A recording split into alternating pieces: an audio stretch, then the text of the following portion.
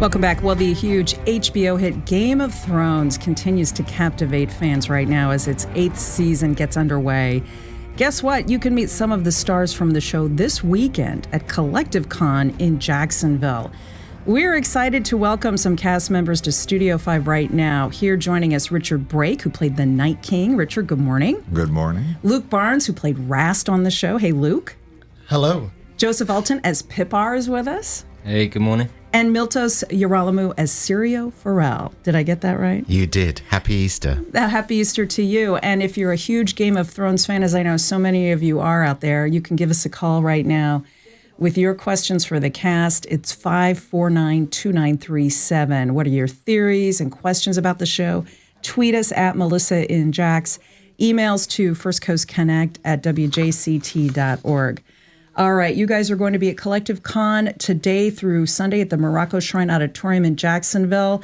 CollectiveCon.com for more about that. Richard, let's start with you. You played the Night King, and of course, there's a lot of mystique around that character. What was the experience like to play the Night King on the show? Yeah, there is a lot. And when I actually got offered the role, there was so much mystique around it. I had no name and no idea who the guy was. They just said he would Right. be important. They also told me he doesn't speak. I'm going to be covered in prosthetics, so no one will recognize me. And I was only going to be on for approximately 3 seconds. So And you thought, hey, what can go I wrong? said, oh, this is what my career's come to, is what I thought. But it turned out to be an amazing role. And honestly, I feel incredibly grateful and honored to be a part of such an probably one of the most amazing shows that's ever been on television. So. Absolutely. I mean, the fan interest is off the charts. People are just glued to this new season. Luke, let's ask you about the character you played, Rast, and why do you think it's a combination of things, I guess, that makes a hit show? The writing, the actors, all the various creative elements, but every once in a while, magic happens. And what is it about Game of Thrones, do you think, that creates that magic? I think it's down to two things. I think the first thing being that it is effectively the opera of our age. You know, it's got the biggest human narratives of all time. And the second thing I think is just the structural genius of it.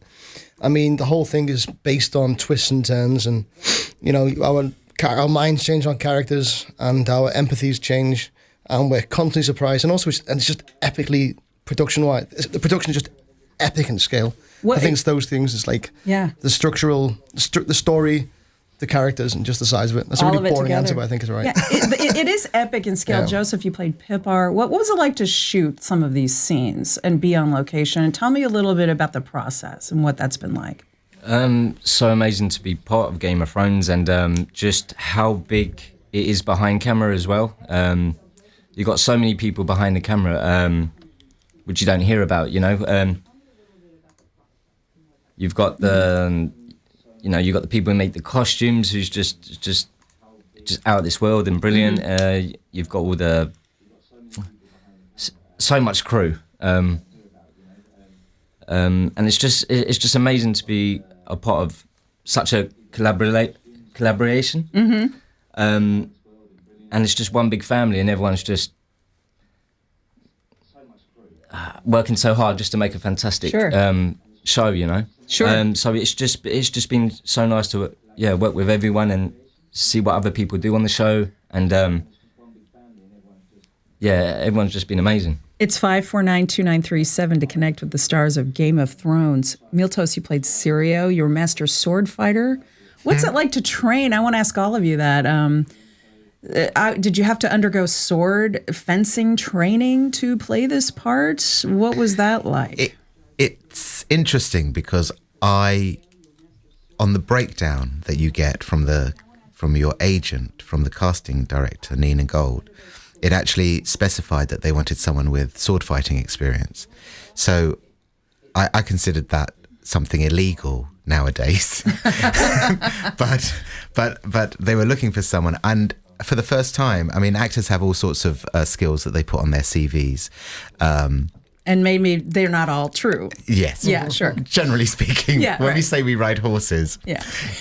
You've never we're ridden a just horse in willing your to life. ride horses. Right. But for the very first time, I actually could say that the thing that on my CV, which was that I had sword fighting experience, was true, because I'd worked at the Royal Shakespeare Company for about 10 years on and off, and had worked with some fantastic fight choreographers, and I have a background in dance when I was much younger, and so learning choreography for dance is the same as for fight choreography. But I was very lucky to work with a man called William Hobbs, who worked on choreography for films like The Duelists back in the 70s, Dangerous Liaison. I mean, the list goes on. Period sword fighting. And he was my Syrio Forel. He was my mentor. Interesting. Let's go to your calls now for the cast of Game of Thrones. Yes, they are in town. Cast members from the hit HBO show appearing this weekend at Collective Con at the Morocco Shrine. That's on St. John's Bluff Road in Jacksonville. 549-2937. Brian is at the beaches. Hey, Brian. Good morning. Go ahead. You're on the air. Good morning. Syrio Forel, I just love you. I thought you were a great character on Game of Thrones. I've watched you guys since the start, and after the episode is over, they have that little 5-minute whatever, right? The kind of behind the scenes episode. Yeah. Yes, I love it. I love George R.R. Martin. And just one question. Yeah. What does the gentleman that played the Night King, does he have an opinion on that so many people think that the Night King is going to win? I was about to ask that too, Brian. Thanks for that. Yeah, you took the words right out of my mouth, Richard. Do I have an opinion? I definitely have a desire to win, yes. Should the Night King, yes. Absolutely. I think evil should always win. Come out on top. Oh. I love, in fact, what I've loved over the years is more and more people beginning to really, really start rooting for him to win. I think that's fantastic. Things like a Collecticon this weekend. It's been great to meet people, and I've noticed, honestly, over the last year or so, an increasing number of people come up to me going, God, I hope you win. What do you think that says about society? I don't think I'm going to go there this morning. Probably all right. Not good. Well, good. Thanks for that call. That's Brian at the beaches. And that brings up another question for all of you. Of course, people have a lot of theories about the ultimate fate of the characters, the Iron Throne. Let me ask all of you, how will all of this end, Luke? How will the series wrap up eventually? Who will be the winner? Who will take the throne? I've actually got a theory about this.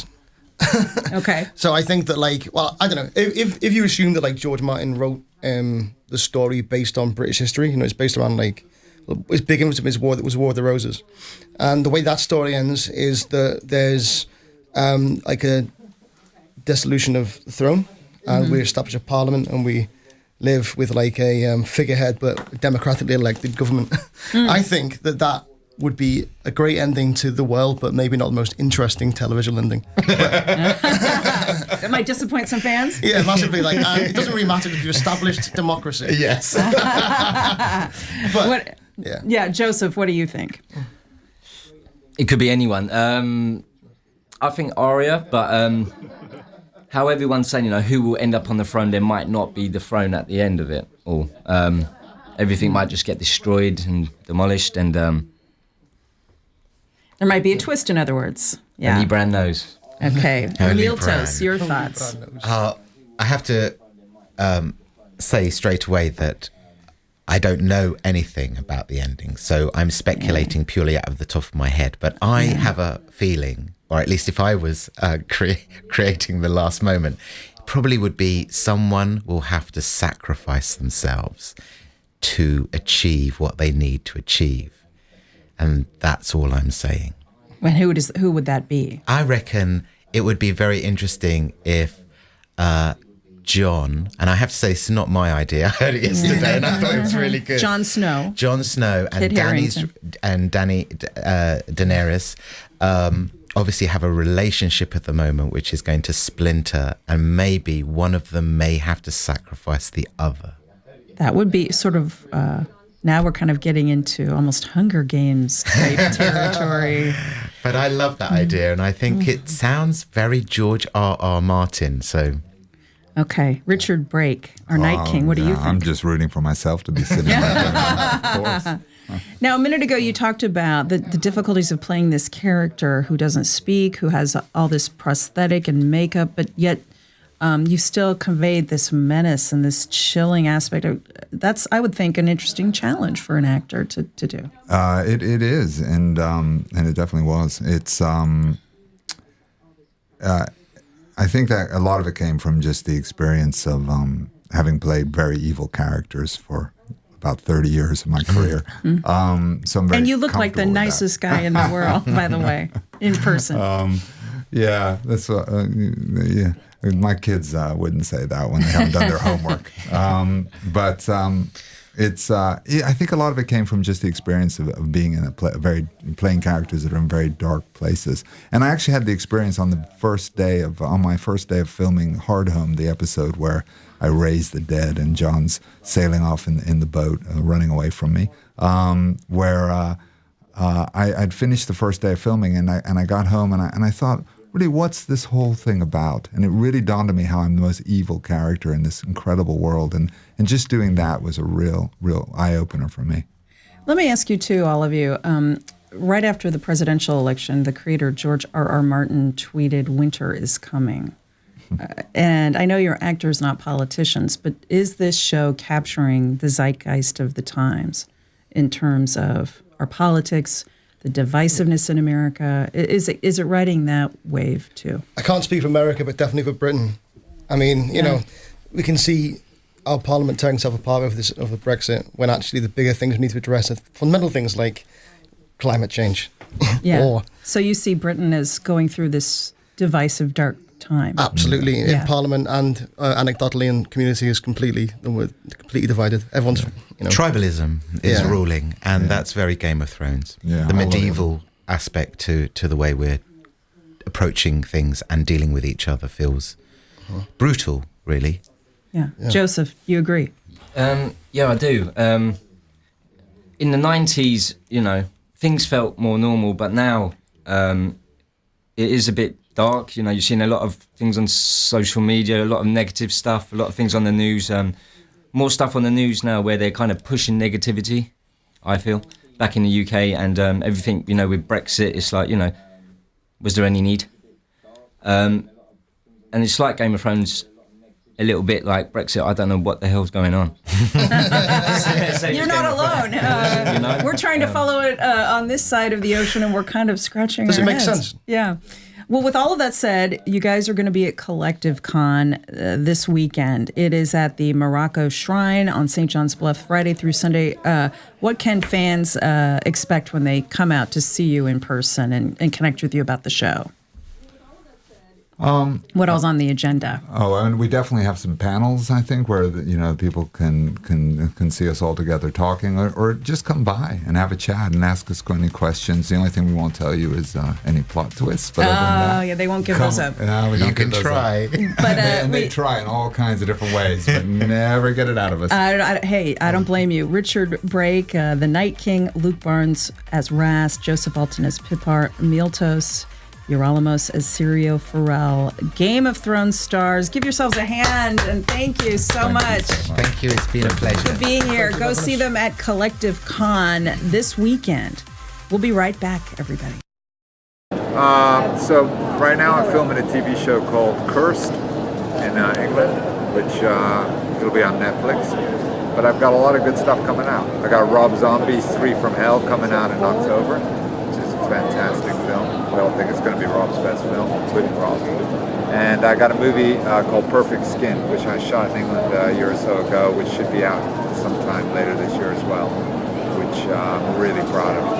Really proud of. I won some awards recently for that film, and you got to see that. What else have I got? I got some good stuff coming out. I got a movie with Blake Lively coming out called Rhythm Section, and I don't play her love interest, unfortunately, but what else do I have? and a TV show called Sanctuary, which should be out sometime next year too, which is great.